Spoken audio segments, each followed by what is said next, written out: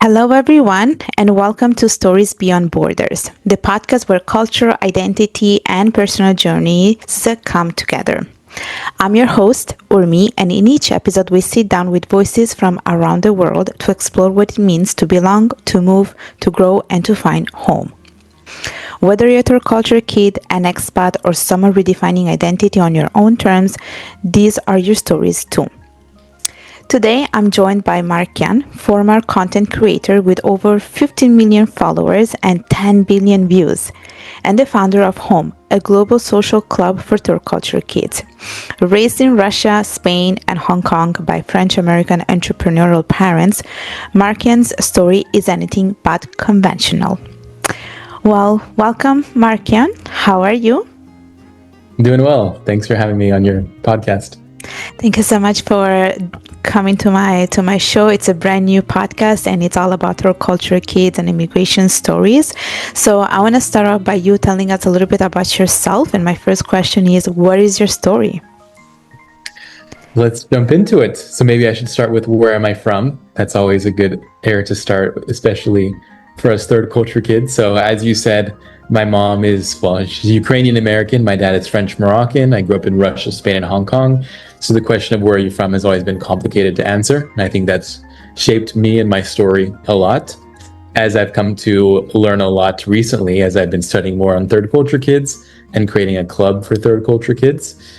A big part of my story is I was a content creator. I did that from 15 to 25 years old, so 10 years of my life.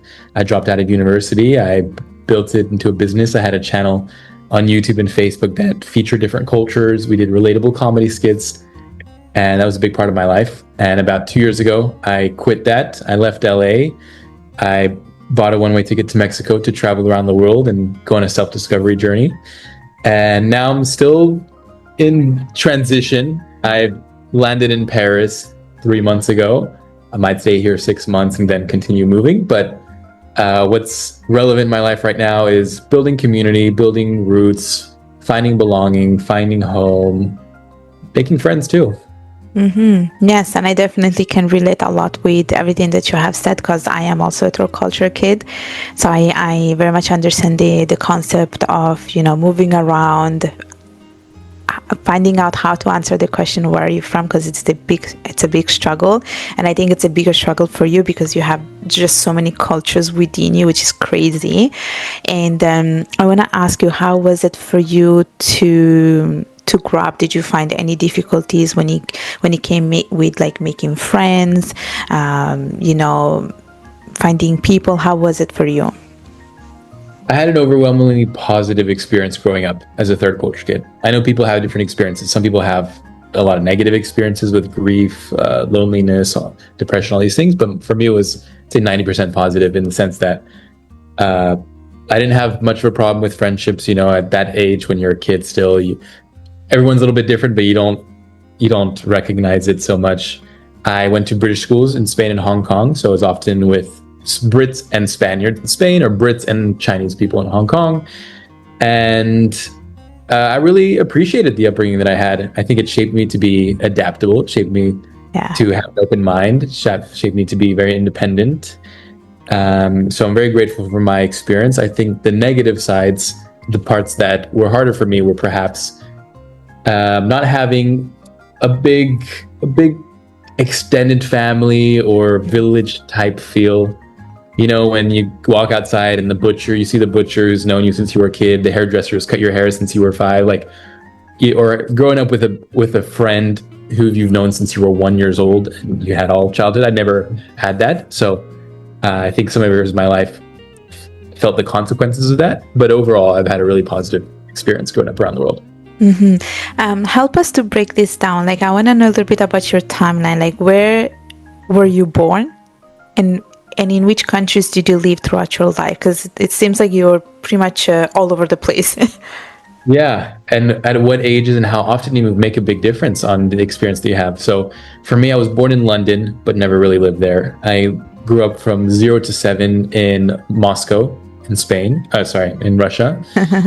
I don't remember much of it, but there are grains of Russian culture and thoughts. The language is there at the back of my mind. Then we moved to Spain, to Marbella, when I was 7. So then I spent 7 to 16 there. So that's a very formative years of my life, which was a beautiful place to grow up. The quality of life is wonderful. The Spanish culture is wonderful. So I cherish those memories. And then at 16, my family decided to move to Hong Kong. We wanted for the experience, really. It was kind of like a proposition by my parents, like, hey, do you guys want to go to Hong Kong to discover Asia, maybe learn some Chinese? I said, sure. So we just packed a suitcase each, and I finished high school in Hong Kong and then went to the US for college. That is crazy. That is crazy, honestly. Yeah, I mean, for others, perhaps. And, for me, it's like, oh, it was normal. At the same time, I think there are other factors that play a big factor. For example, the privilege of having passports that allow you to move so easily, the privilege of having a secure financial situation that gives you that freedom. So a lot of factors play into it, and ultimately it shaped me the way that I am today. Yeah, definitely. How many nationalities do you hold, like by law? Like, I'm specifying this, not how you feel, but more like by law. How many nationalities do you hold? I have 2 passports, American and a French passport. Okay. And how do you feel, like, if you have to, let's say if someone asks you what is the nationality that you prefer to be associated with, which one is the one that you feel like, okay, this is who I am? Is there one or not? No, honestly, there's not. There isn't a country that I feel identified with. There isn't a country where I say, this is my country. There isn't a country that I say, this is my people. I think it's especially marked in my case because I have a mix between 7 countries, for example, whereas some third culture kids are mixed with 2 cultures, whereas their parents are from one culture and they grew up in one other culture. So the attachment is much stronger to both of those cultures. It's not you. I don't feel American, even though I sound American. I don't feel French, although I could look like I'm French. Spanish, I don't look or sound Spanish, even though I feel like my hometown in a little way, which is always a conflict. Third culture kid is me. That's why I identify so strongly with it, because it's the experience, it's the culture that describes me the best. Yeah, you really embody that whole concept of third culture kid. Like, that's you. That's literally you. Yeah, it describes my experience. And I also vocalize that there isn't a degree of you're more a third culture kid, you're less a third culture kid, because it's a diverse set of experiences. So even someone who's mixed with 2 cultures and feels conflicted but still has a sense of rootedness or home is also a third culture kid. They're just different experiences. Yeah, definitely. So I have another question. How many languages do you speak? 3 main languages: English, Spanish, and French. Okay. I have a little bit of Russian in me, but a little bit of Portuguese, but I don't usually count them. Okay. And do you have any siblings? Yep, I have a younger sister. She's in Paris. She's 2 years younger than me. Also faces the same mixed cultural identity challenges. It's funny because sometimes I meet siblings who have the same story, but they have completely different experiences. Of one feels much more from one country, one feels much more from another country. I think my sister and I are generally on the same page in terms of our experience. Yeah, I have a younger sister too, and we don't feel exactly the same way. Like, both of us were born in Italy. My parents are from Bangladesh. Now she lives in UK. I live in Canada, and I strongly can associate myself with the Italian side. Like, if someone asks me where is home, I always say Italy, but I think for her the answer is not Italy. And funny enough, when I go back to UK, we, like, me and her, we look pretty much alike. We speak Italian to each other. We don't speak Bengali. So one day we went to this clothing store. It was pretty much Indian clothing store. And we're speaking in Italian to each other. And then the person is looking at us and they're like, okay, these 2 people, they look so much alike. And then they're speaking a language which is not Bengali. And people were so confused. And so then they were asking us, oh, where are you from? And so she said, I think, oh, I'm from UK. And I said, oh, I'm from Canada. And then they saw us. We were like we look alike. But then when she speaks in English, she has a British accent. And then I have my own accent, and so people were so confused. And like you said, like, you can come from the same family but can have a different story when it comes to this, because of the different exposure that you had. Like, she had more of a British exposure after a certain age, and I had more of the Canadian exposure. So that, like, really defines our identity, I would say. Yeah, and a big also factor of how our experience shapes other factors that shape our experiences in different countries is our accent and the way that we look. So meaning you might have the same cultural background, but one accent might be different than another and you'd be treated differently. Or you might look differently, even though you have the same cultural background, but people will treat you differently. So I was recently reading about this in the Third Culture Kids book, and it's really interesting to reflect upon. Yeah, definitely. So my other question is, well, if someone asks you where is home, what do you say? Do you have do you have an answer? I have my closest thing to home, even though I wouldn't call it the complete home. My closest thing to home is Marbella, Spain, in my one neighborhood when my family are there.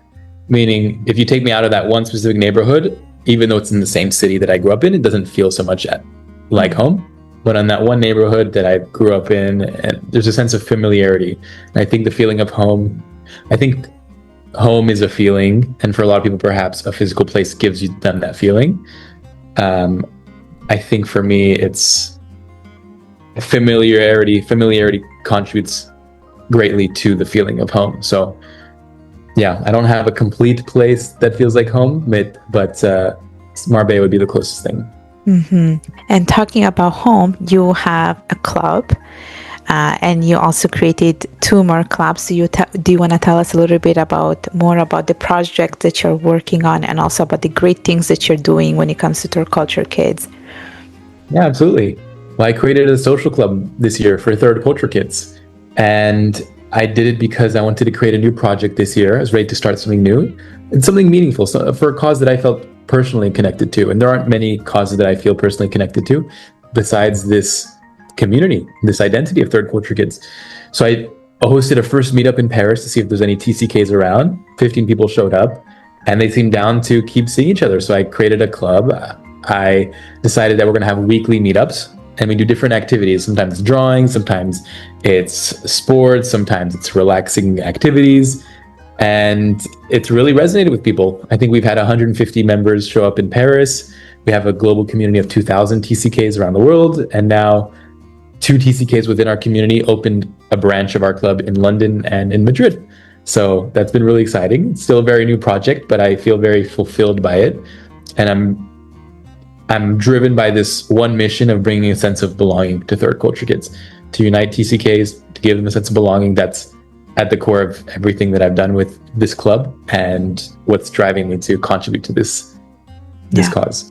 And honestly, it looks really great because I followed your page and everything, especially because I'm a Third Culture Kid. And I think one of the struggle that we go through is the sense of loneliness. You know, when you start wondering, like, is it normal that I'm not able to, fit in a culture and stuff like that? And I went through that. So I'm always looking for clubs or people that are much similar to me. So I think the work that you're doing is great because it gives a sense of belonging to people. Because I feel like people who are not Third Culture Kids, they don't understand what we say when we say that we're not able to fit in. We have so many cultures within us.